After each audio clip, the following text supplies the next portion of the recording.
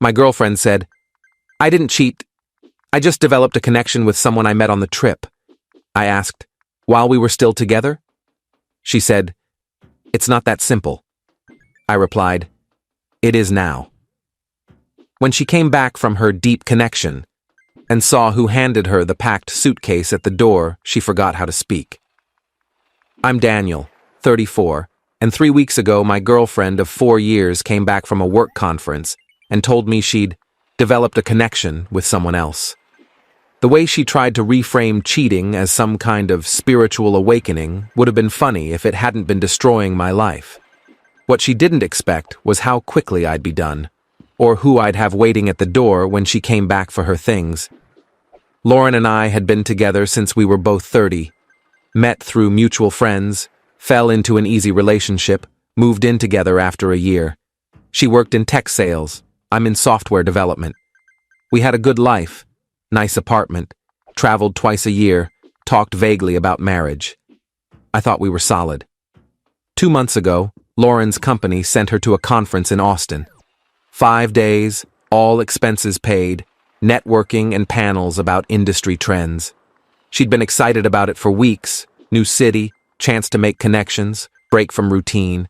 I'd been supportive, told her to have fun, bring me back a weird Texas souvenir, the usual. She left on a Monday morning. I drove her to the airport, kissed her goodbye, told her I'd miss her. She smiled and said she'd call every night. And she did call. Tuesday night, Wednesday night, Thursday night. The conversations were normal. She told me about panels she'd attended, restaurants she'd tried, people she'd met. Nothing seemed off. Friday night, she didn't call. I texted around 10 p.m. "Everything okay?"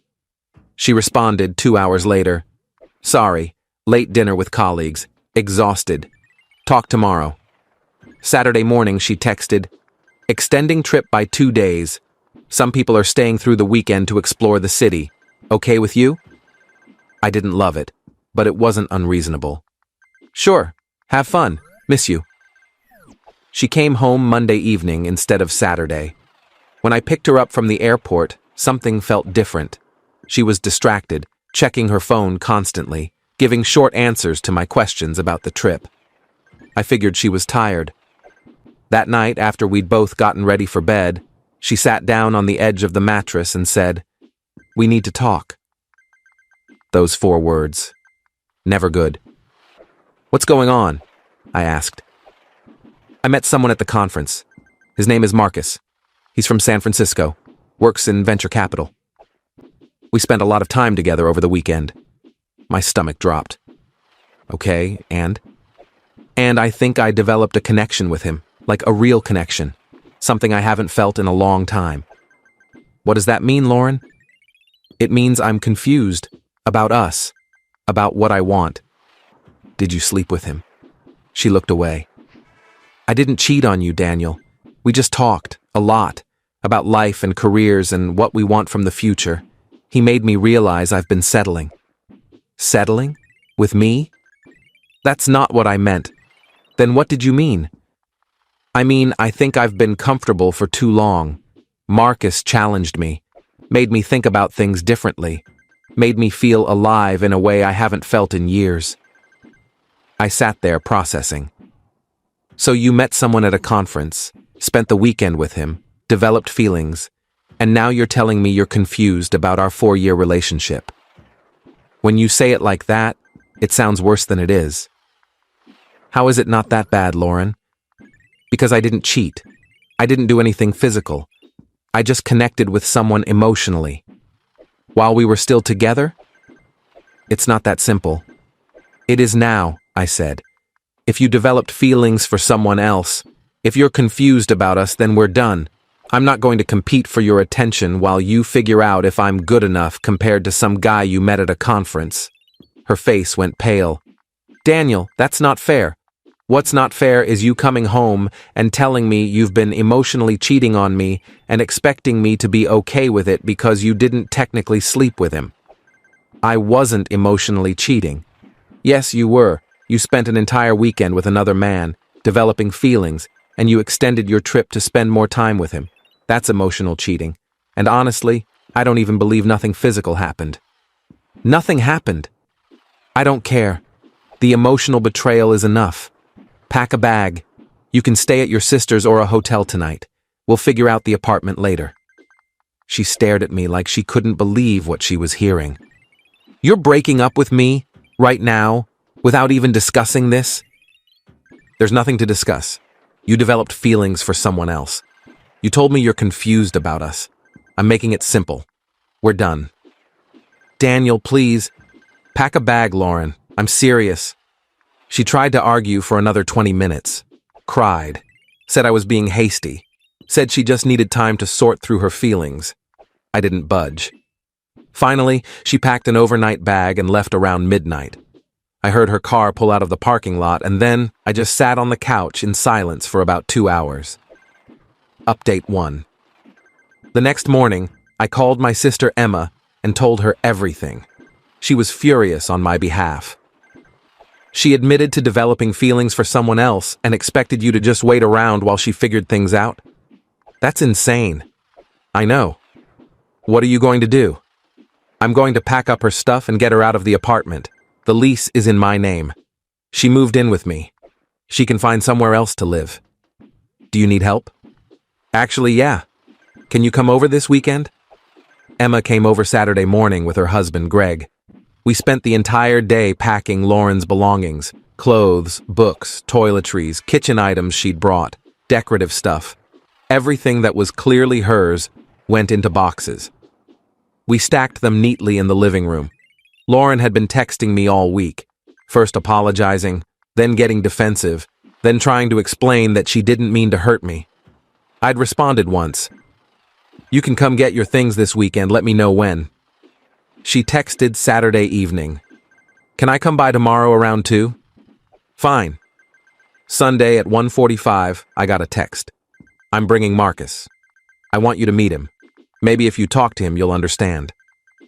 I stared at that message for a full minute. She wanted to bring the guy she'd developed a connection with to pick up her stuff from our apartment? The audacity was breathtaking. I called Emma. She's bringing him. Bringing who? Marcus, the conference guy. She wants me to meet him. You're joking. I wish I was.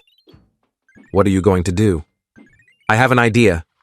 Can you and Greg come over right now? They arrived 20 minutes later. I explained my plan. Emma laughed so hard she almost cried. Greg said, "This is either genius or completely insane." Probably both, I agreed. At exactly 2 p.m., there was a knock at the door.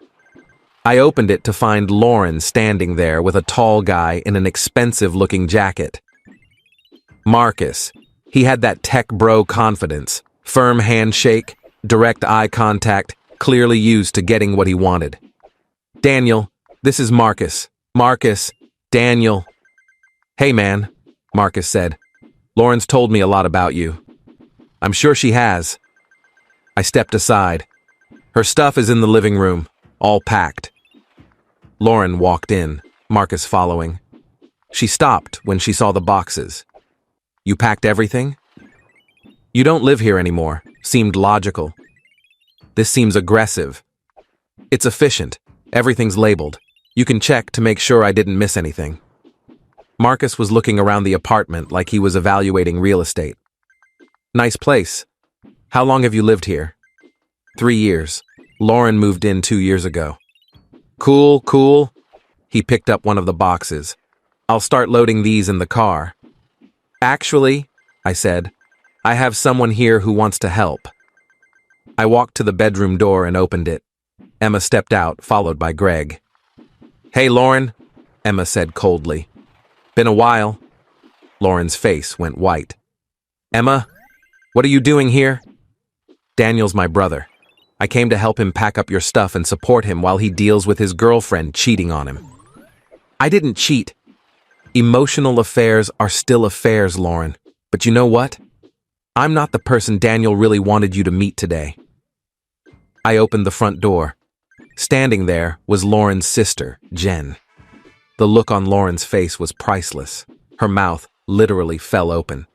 Marcus looked confused. Jen? Lauren's voice was barely a whisper. Jen walked in carrying a box with a label that said, Lauren's kitchen stuff. She set it down and turned to her sister.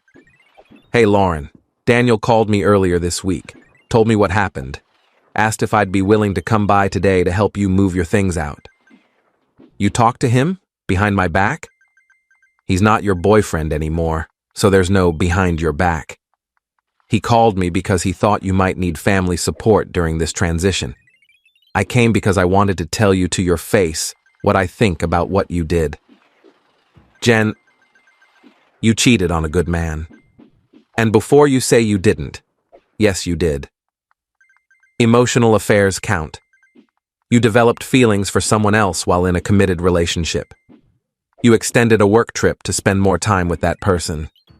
You came home and told Daniel you were confused. That's cheating, Marcus cleared his throat. Maybe we should just grab the boxes and go. Maybe you should have stayed in San Francisco, Emma said sharply. Jen looked at Marcus. You knew she had a boyfriend, right? When you were spending all that time with her in Austin? She told me their relationship was basically over. It wasn't over, I said. We were fine until she met you. She came back from that trip and blew up 4 years because you made her feel alive for a weekend. Lauren was crying now. Can we not do this? Can I just get my stuff and leave? That's literally what we're here for, Jen said. To help you get your stuff and leave. Come on. The 4 of us, me, Emma, Greg, and Jen, helped load Lauren's boxes into her car and Marcus's rental car. It took about 20 minutes. Lauren barely spoke.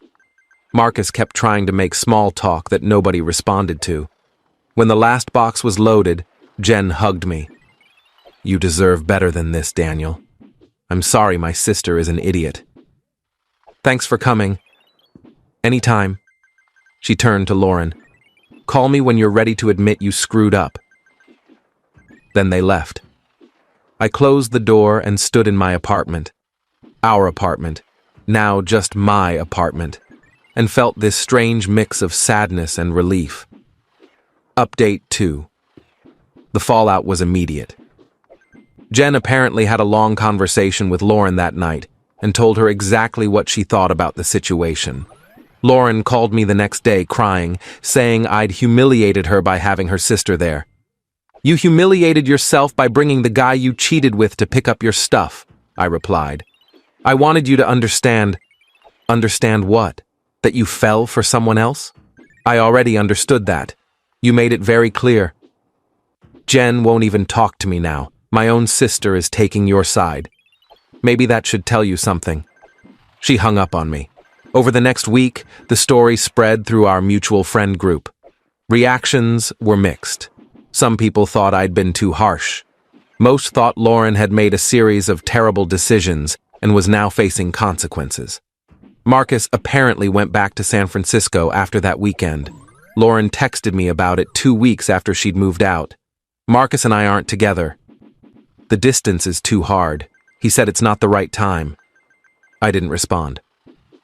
3 weeks after the breakup, Lauren asked to meet for coffee. I agreed, mostly because I wanted closure. She looked tired when she sat down across from me. I made a huge mistake. Yeah, you did. Not just with Marcus. With us. I threw away something real for something that turned out to be nothing. What did you expect? You fell for some guy you spent a weekend with. That's not a foundation for a relationship. I know that now. Good for you. Daniel, is there any chance? No, there's no chance. Even if Marcus hadn't existed, even if you'd just come home and said you wanted to break up, we'd be done. But the way you did it, the emotional cheating, the bringing him to the apartment, the complete lack of respect for what we had, there's no coming back from that. I still love you. I don't believe you. I think you love the stability I provided. I think you love not being alone, but you don't love me. If you did, you wouldn't have done what you did. She cried. I didn't comfort her. We finished our coffees in silence and then went our separate ways. Final update. It's been 4 months since Lauren came back from Austin and told me about her connection. 4 months since I packed her things and had her sister hand her a suitcase. I'm doing okay now. Better than okay, actually. I kept the apartment. Lauren moved in with a friend temporarily and then found her own place about 6 weeks ago. We don't talk. I blocked her on social media after she posted something vague about learning to forgive yourself that was clearly directed at me. Jen and I have stayed in touch. We get coffee occasionally. She apologized multiple times for her sister's behavior, which I told her wasn't necessary. She said Lauren is still single, still processing what happened, still occasionally bringing up my name like there's any chance of reconciliation. There isn't. Emma asked me last week if I regretted how I handled it, if having Jen there was too much. No, I said. Lauren brought the guy she cheated with to our apartment. Having her sister there to witness her consequences seemed appropriate. The thing I've learned from all this is that emotional affair isn't a softer version of cheating. It's still betrayal. It's still a violation of trust. Lauren thought because nothing physical happened, it somehow didn't count. But developing feelings for someone else, spending time nurturing that connection, prioritizing them over your partner, that's cheating. The lack of physical contact doesn't make it less painful. I've started dating again.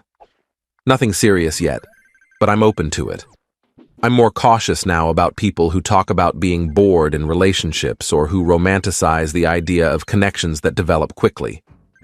Real relationships are built over time, through commitment and choice, not through weekend adventures with strangers at conferences. I ran into Marcus once, actually. He was in town for another work thing about 2 months ago. We were at the same coffee shop. He recognized me, looked uncomfortable, and left quickly. I didn't say anything. What was there to say? As for Lauren, I heard through mutual friends that she's been telling people our breakup was mutual, that we'd been having problems for a while. I don't bother correcting the narrative. The people who matter know the truth. The last text I got from her was 3 weeks ago. I hope you're doing well. I think about you sometimes, about what we had. I'm sorry I ruined it. I didn't respond. There was nothing left to say. She made her choices. I made mine. The difference is, I'm at peace with mine.